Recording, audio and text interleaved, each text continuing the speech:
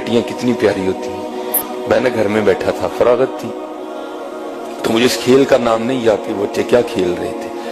وہ پرچیاں ڈالی تھیں, ایک پرچی پہ لکھا تھا بادشاہ, ایک پہ لکھا تھا وزیر, ایک پہ لکھا تھا قاضی, اور ایک پہ لکھا تھا چور.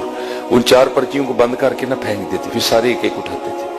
اب جس کے حصے میں بادشاہ کی پرچی آئی وہ بادشاہ بن گیا, جس کے حصے میں قاضی کی آئی وہ قاضی بن گیا, جس کے حصے میں وزیر کی آئی وہ وزیر, اور ایک حصے میں آنی ہے چور کی. تو پھر جس کے حصے میں چور کی پرچی آنی ہے اس کے لیے پھر بڑے سخت معاملات ہیں. بادشاہ سلامت اس کو جو چاہے حکم دے.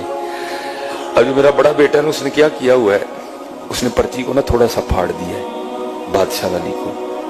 تو بیٹیوں کو نہیں پتا چل رہا کہ بڑا بھائی ہمارے ساتھ کیا کر رہا ہے, تو وہ بار بار بادشاہ بن رہا ہے. وہ بیچاری کبھی کوئی چور بن رہی ہے, کبھی وہ کسی کو کہہ رہا ہے میری جوتی پالش کرو, کسی کو کہہ رہا ہے. میں بیٹھا دیکھ رہا ہوں سارا. میں نے کہا یار ایک ہی کرنا ہے. میں نے کہا جی مجھے بھی کھلاؤ.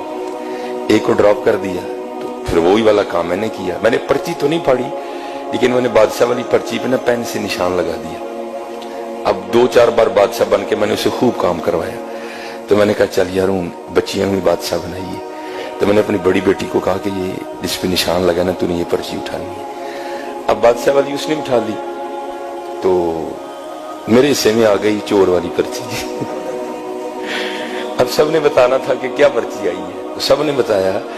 تو اینڈ پہ نا مجھے سارے کہتے ہیں جی بابا آپ کیا بنے ہیں. تو میں نے کہا جی میں چور بنا. میں حضور کے ممبر پہ بیٹھا ہوں, میں جھوٹ نہیں بولوں گا. میری چھوٹی بیٹی رو پڑی اور میرے گلے لگ کے کہتی میرے بابا چور نہیں ہے. میرے گلے لگ کے رو پڑی. خدا میں ممبر پہ بیٹھا ہوں حضور کے, میں جھوٹ نہیں بول رہا.